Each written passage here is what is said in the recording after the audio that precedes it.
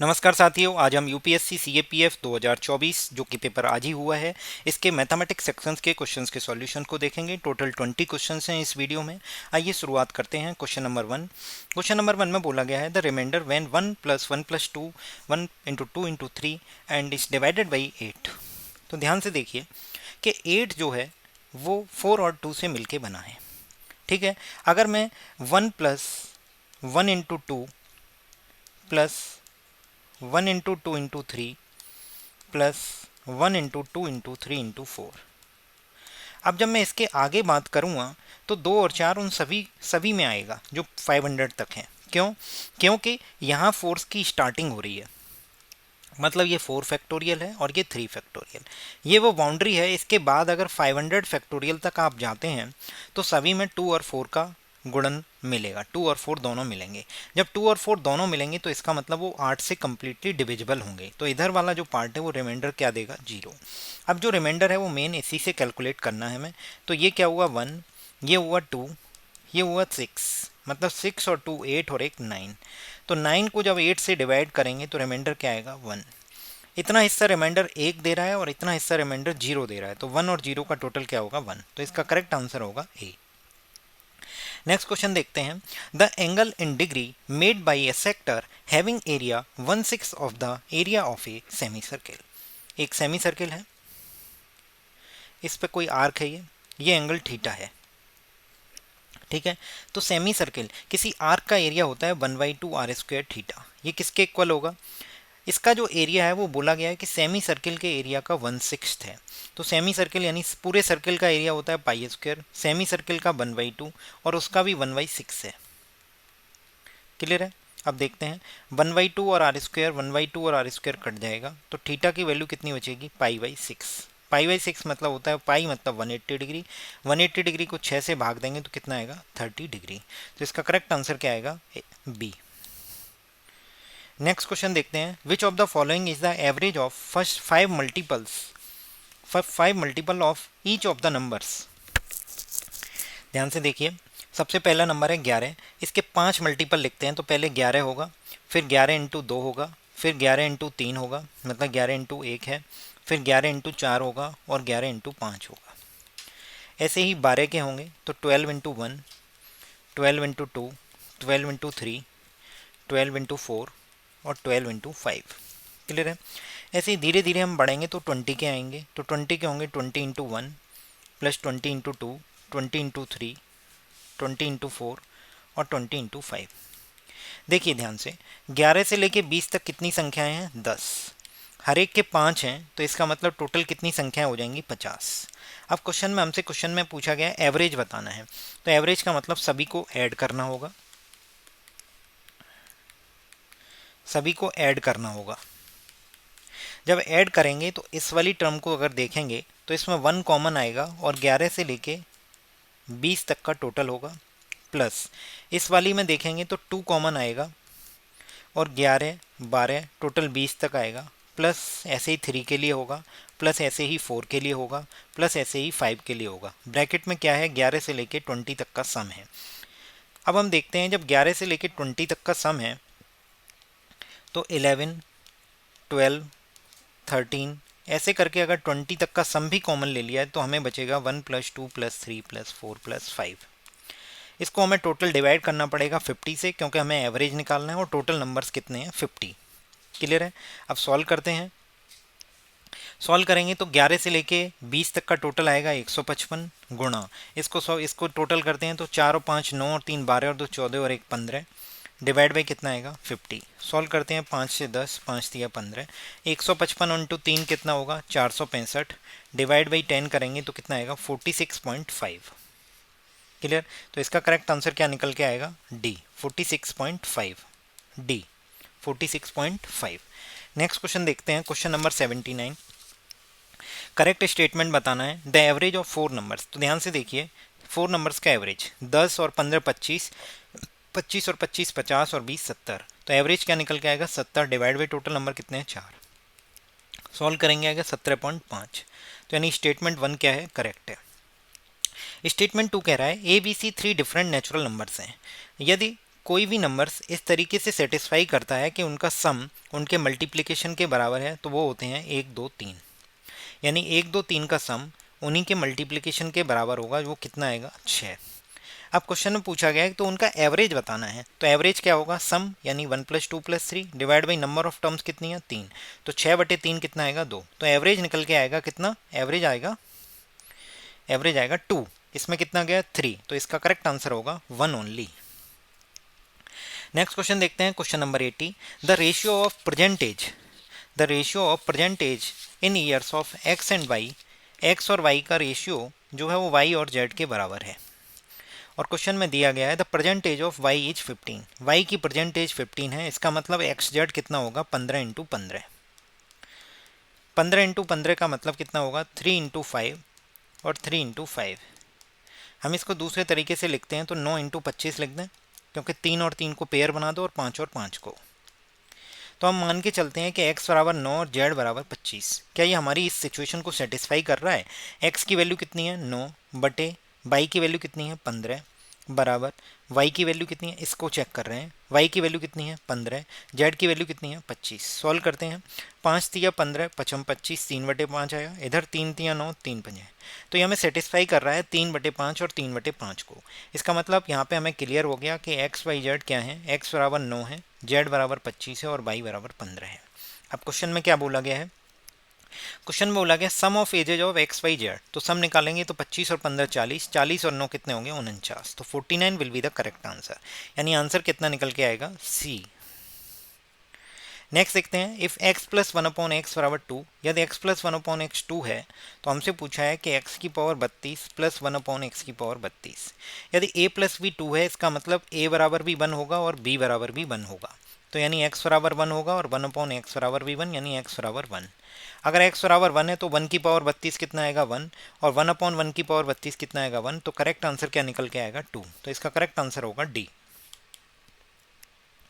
Next question number 82 देखते हैं, a shopkeeper sold product at 30% loss, had his selling price been ₹150 more, he would have made a profit of 10%।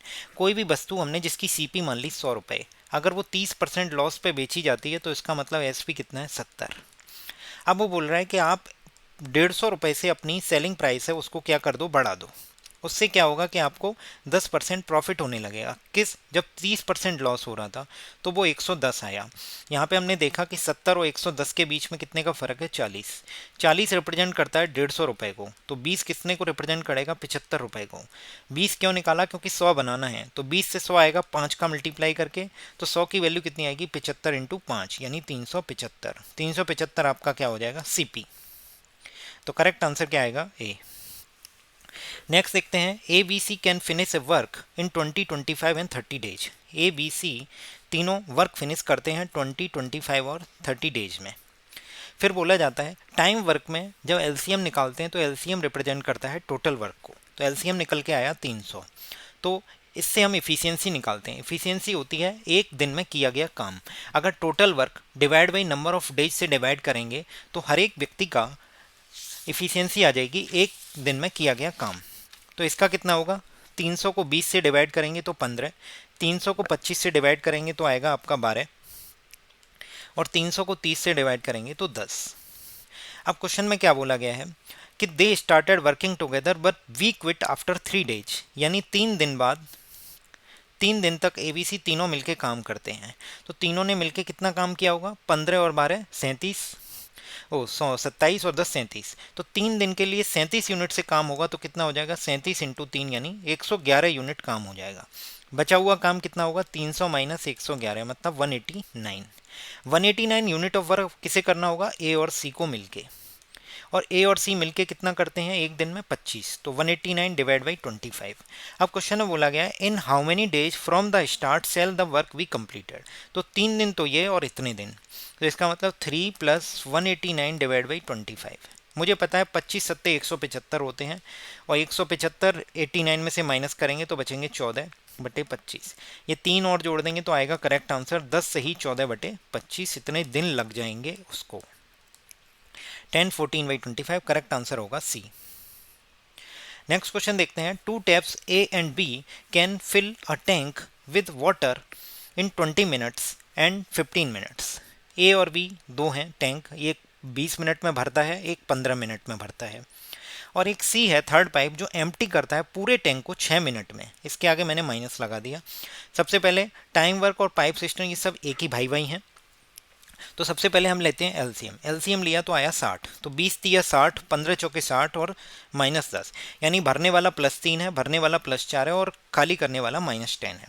अब question में बोला गया है after tap A and B fill the tank for 5 minute. तो 5 minute तक हम ए और B से भरवाते हैं। तो ए और बी 1 मिनट में 7 यूनिट भरते हैं, तो 5 मिनट में कितना भरेंगे 35 यूनिट। क्लियर है? कैसे आया 7 × 5। अब क्वेश्चन में बोला गया है tap C is open to empty while A and B continues to fill. अब तीनों मिलके केवल खाली ही खाली करेंगे, क्योंकि 4 और 3 7 में से -10 जाएंगे -3। तो 35 यूनिट भरा हुआ है और -3 से खाली करना है, तो कितना टाइम लगेगा 35/3।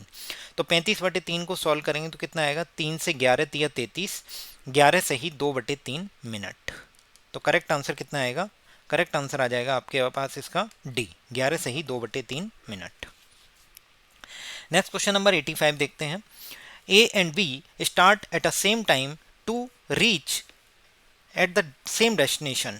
तो देखिए ए और बी दो पर्सन है, सेम डेस्टिनेशन पे पहुंचना है, इसका मतलब उनकी डिस्टेंस क्या है सेम है। जब भी डिस्टेंस सेम होती है तो speed equals to distance upon time के हिसाब से स्पीड और टाइम का रेशियो एक दूसरे का क्या हो जाता है रेसिप्रोकल। अब देखिए कि स्पीड का रेशियो क्वेश्चन में दिया गया है B travelled at a speed of 5/7 of A. तो इसका मतलब b/a कितना आ गया 5/7। तो यानी b की स्पीड 5 है। अगर यहाँ a और b लिखा जाए तो b की स्पीड 5 है और a की स्पीड कितनी है 7। तो टाइम का रेशियो क्या होगा उल्टा हो जाएगा 5 और 7। अब क्वेश्चन में बोला गया है क्यों क्योंकि जो b की स्पीड है कम है तो b को टाइम ज़्यादा लग रहा है। इससे कितना टाइम ज़्यादा लग रहा है 2 यूनिट, और 2 किसको रिप्रेजेंट कर रहा है क्वेश्चन में दिया गया है कि 1 घंटा 20 मिनट ज़्यादा लगता है।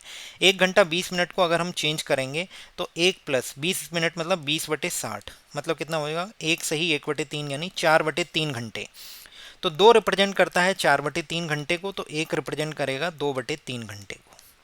अब क्वेश्चन में क्या बोला गया, क्वेश्चन में बोला गया what was the time taken by B. तो बी के द्वारा कितना टाइम लग रहा है 7 यूनिट। 1 यूनिट 2/3 घंटे के बराबर है, तो 7 यूनिट कितने बराबर होगी 7 × 2/3 यानी 14/3 घंटे। सॉल्व करेंगे तो 3 चौके 12 आए, 12 से यानी 2/3 घंटे। इसका मतलब 4 घंटे प्लस 2/3 घंटे को मिनट में चेंज करेंगे तो 60 यानी 20 यानी 40 मिनट आ गए। तो 4 घंटे 40 मिनट जो है बी को टाइम लगेगा 4 घंटे। अगर यही चीज़ आपसे पूछ ली जाती ए के लिए पूछते तो आपके लिए क्या आंसर होता, ए के लिए होता तो 1 की वैल्यू 2/3 है तो 5 की वैल्यू होती 10/3 घंटे। 10/3 घंटे का मतलब 3 घंटे 20 मिनट। ये ए के लिए लगता है, वरना हमसे बी के लिए पूछा है तो इसका करेक्ट आंसर होगा 4 घंटे 40 मिनट। अगला क्वेश्चन नंबर 86 पूछा गया। क्वेश्चन नंबर 86 में है there was a hike in petrol price by 12%, by how much % should a person decrease his petrol consumption such that there is no change in his expenditure on petrol. देखिए price into consumption किसके बराबर होता है expenditure के। जब देखिए salary आपकी नहीं बढ़ रही है, अगर प्राइस बढ़ रहा है तो आप कंजम्पशन कम कर दोगे, और अगर कंजम्पशन बढ़ रहा है तो प्राइस कम होगी तो कंजम्पशन आप बढ़ा दोगे। वही बोल रहा है 12% हाइक हो रहा है पेट्रोल का प्राइस। 12% का मतलब होता है 12/100, यानी 4 तिया 12 और 4 से 25, यानी कोई चीज़ 25 हुआ करती थी प्राइस, वो बढ़ के अब कितनी हो गई है 28 + 3 हो गई 3/25 में। अब हमें पता है कि एक्सपेंडिचर क्या है सेम रखना है, क्योंकि उसमें बोला है no change in the expenditure on petrol.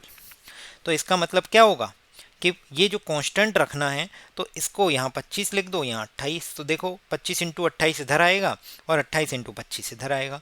तो यानी प्राइस अगर 25 से 28 होता है तो कंजम्पशन 28 से 25 हो जाएगा। कितना -3 कितने पे 28 पे गुणा 100। माइनस क्या रिप्रेजेंट कर रहा है कि आप अपने कंजम्पशन को डिक्रीज कर रहे हैं। तो देखिए 300/28, 300/28 को जब आप सॉल्व करेंगे तो निकल के आपके सामने आएगा 10.71%। क्लियर है? नेक्स्ट क्वेश्चन देखते हैं, if 19a plus 19b plus 19c बराबर 437 then what is the mean of a b and c। तो देखिए a plus b plus c क्या निकल के आएगा, a plus b plus c आएगा 437 डिवाइड बाई 19, यहाँ से कितना आएगा 23। तो a प्लस बी प्लस सी अगर 23 है और आपसे क्या पूछा है, मीन पूछा है यानी एवरेज पूछ रहा है, तो डिवाइड बाई 3 और डिवाइड बाई 3, तो 23/3 सॉल्व करेंगे तो क्या आएगा 7.66, आंसर होगा बी। नाउ 88 क्वेश्चन देखते हैं, out of 6 digits 1 2 3 4 5 6 how many 2 digit numbers can be form without repetition of digits. हमें 2 डिजिट का नंबर बताना है 1 2 3 4 5 6 का यूज करके, यानी यहाँ कितनी पॉसिबिलिटी है, 6 पॉसिबिलिटी हैं। विदाउट रिपीटेशन है, इसका मतलब यहाँ पे कोई एक संख्या फिक्स हो जाएगी, तो बची हुई कितनी बचेंगी 5, तो टोटल कितने आ जाएंगे 6 पंजे 30। अगर यही क्वेश्चन रिपीटेशन का होता तो आंसर आता 6 इंटू 6 36, बट ये बोल रहा है विदाउट रिपीटेशन, तो आंसर क्या आएगा 30। नेक्स्ट क्वेश्चन नंबर 89 देखते हैं, a train travelling at a speed of 60 kilometre per hour crosses a platform in 20 second. तो स्पीड इक्वल टू क्या होता है, डिस्टेंस अपॉन टाइम। स्पीड दी है 60 kilometre per hour, kilometre per hour को metre per second में change कर लिया 5/18 से।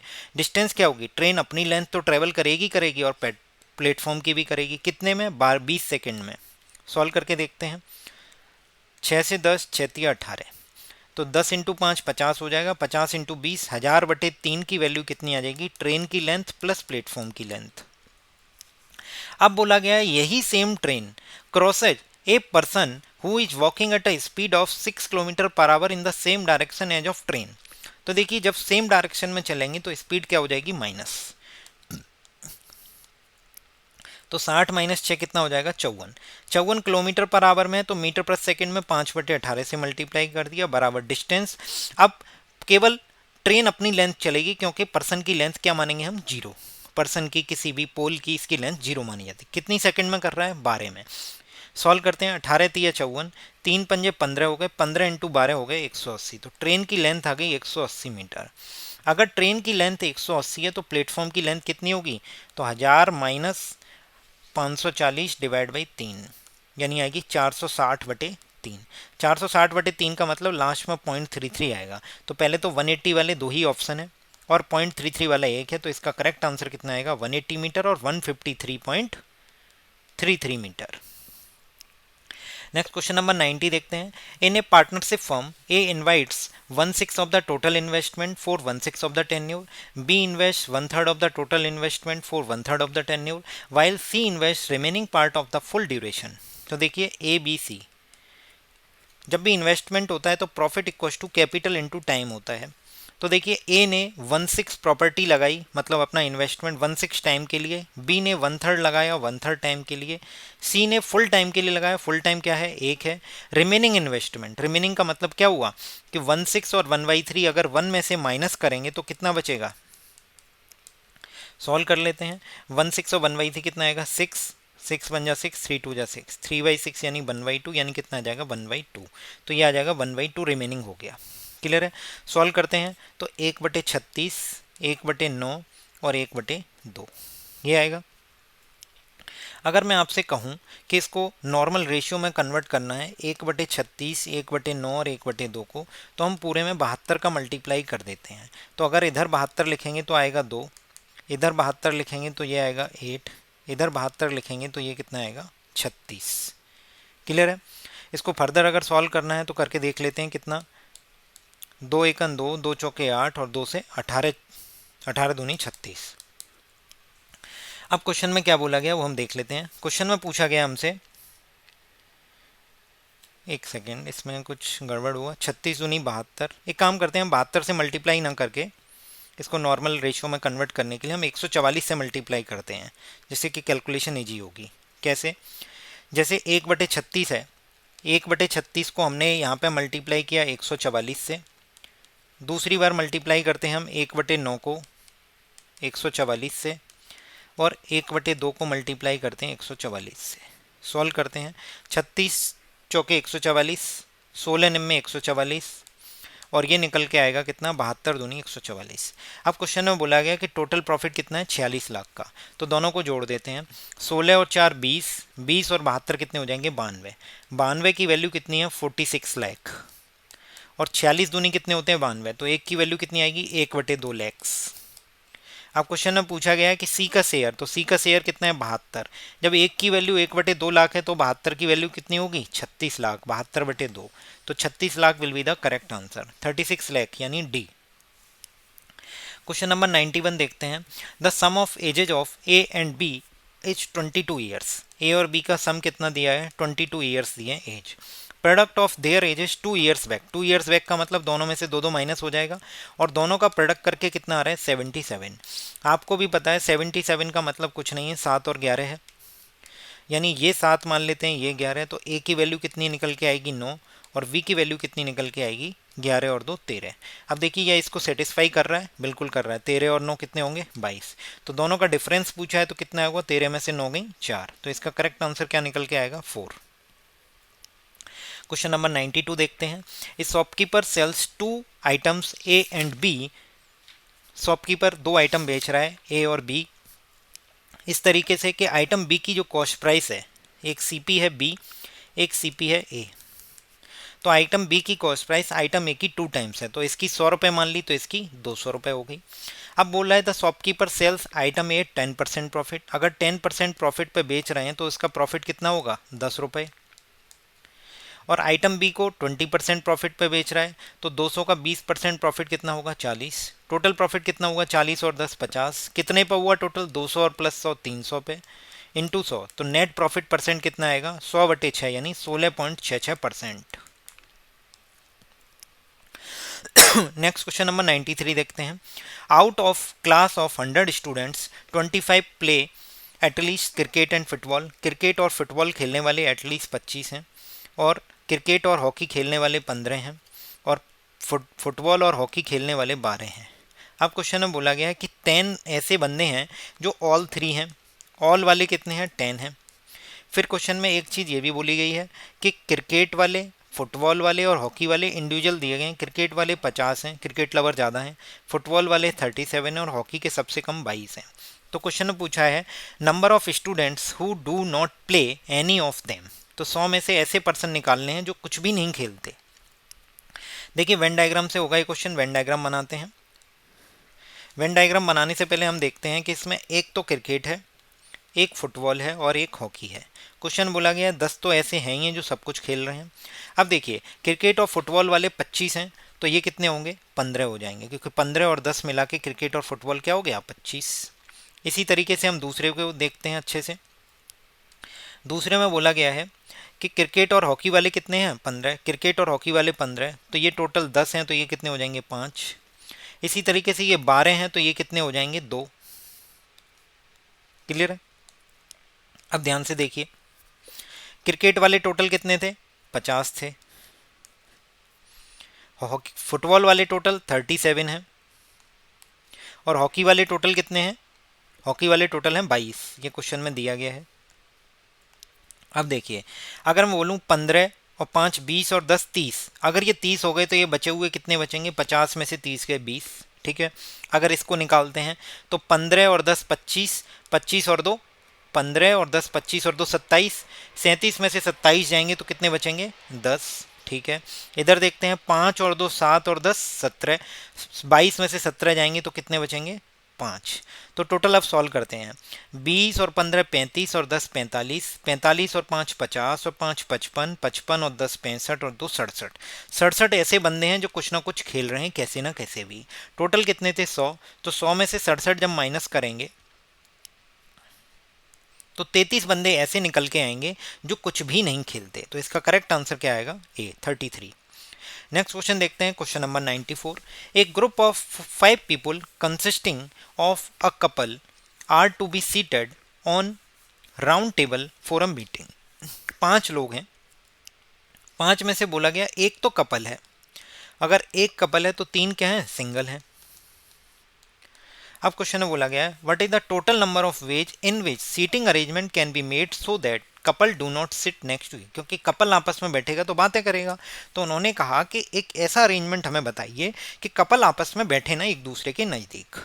ठीक है, ये मैंने आपको बता देता हूँ कि एक सर्किल में जब हमें n लोगों को बिठाना हो तो उनको बिठाने के जो तरीके होते हैं वो होते हैं n-1 फैक्टोरियल।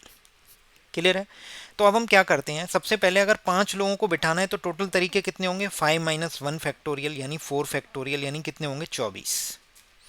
अब हम क्या करते हैं कि इस कपल को एक एंटिटी मान लेते हैं, तो टोटल आदमी अब 3 ना होके 4 मानेंगे। तो 4 लोगों को बिठाने के तरीके क्या होंगे, 4-1 फैक्टोरियल यानी 3 फैक्टोरियल यानी 6। यानी हम क्या करने वाले हैं कि हमने टोटल निकाल लिए, 24 तरीके हुए। क्लियर? हमने वो तरीके निकालने की कोशिश की जब ए और बी आपस में पास में बैठ रहे हैं। तो ए और बी अगर पास में बैठ रहे हैं तो इनको एक ही एंटिटी मान लिया, तो टोटल 4 लोग हुए। 4 लोगों को बिठाने के तरीके 4-1 फैक्टोरियल यानी 3 मतलब 6। अब ध्यान से देखिए, अगर कोई कपल ऐसे बैठ रहा है ए और बी, तो इसका दूसरा तरीका बी और ए वाला भी तो होगा, तो इसका 2 टाइम्स कर देंगे। ऐसे 2 तरीके हो सकते हैं। तो 24 में से 12 जाएंगे, तो 12 ऐसे तरीके होंगे जिनमें ए और बी पास नहीं बैठे। ये वो तरीके हैं जिनमें ए और बी पास बैठ रहे हैं मिलके, या तो ए बी या फिर बी ए। ये वो तरीके निकल के आएंगे 12 जिनमें ए और बी आपस में पास नहीं बैठेंगे, जो कि क्वेश्चन की रिक्वायरमेंट है। तो इसका करेक्ट आंसर क्या निकल के आएगा, सी 12। नेक्स्ट क्वेश्चन देखते हैं, ये लास्ट क्वेश्चन है। इसमें पूछा गया है, a fair coin is toss 3 times and the outcomes are noted. ध्यान से देखिए, एक कॉइन है, उसके पास या तो हेड होगा या टेल होगा। अगर 3 कॉइन है, उनको बार बार उछाला जाएगा, एक साथ उछाला जाएगा, सॉरी, तो फिर क्या हो रहा है कि एग्जैक्टली 2 हेड्स आने की प्रोबेबिलिटी बतानी है। ध्यान से देखिए, हम ऐसी पॉसिबिलिटी मान लेते हैं कि तीनों पे हेड आ जाए या तीनों पे टेल आ जाए, या फिर एक पॉसिबिलिटी कि 2 जगह हेड आ जाए, एक जगह टेल। अब इस टेल की पोजीशन बार बार बदलते रहो, यहाँ दोनों हेड आ जाएं, इस पोजीशन पे हेड आ जाए। एक तरीका और है जो आप देखिए कि 2 बार टेल आ जाए और 1 बार हेड आ जाए, इस हेड की पोजीशन बार बार बदलते रहो। तो ऐसे हमारे पास यही आउटकम होंगे जो हमें दिखाई दे रहे हैं। कैसे, 1 2 3 4 5 6 7 8, तो टोटल 8 आउटकम ऐसे हैं, 8 आउटकम ऐसे निकल के आ रहे हैं जहाँ पे हम देख रहे हैं कि जो 3 कॉइन है इनको एक साथ उछाला जा रहा है, तो 8 आउटकम निकल के आते हैं। कितने, 8। इसमें से फेवरेबल कितने हैं, प्रोबेबिलिटी का मतलब होता है फेवरेबल अपॉन टोटल। फेवरेबल वो हैं जिनमें एग्जैक्टली 2 हेड आए। तो एग्जैक्टली 2 हेड आने वाले कौन से हैं, एक ये रहा, एक ये रहा और एक ये रहा, तो 3 हैं ऐसे। तो आंसर क्या आएगा, 3/8। करेक्ट आंसर होगा डी। ये यूपीएससी ने प्रीवियस ईयर क्वेश्चन 2022 में सेम क्वेश्चन पूछा है, सेम बिल्कुल डिट्टो, कुछ भी चेंज नहीं किया है। वीडियो आपको अच्छी लगी होगी, क्वेश्चंस आपको समझ में आए होंगे। Thank you so much. Thank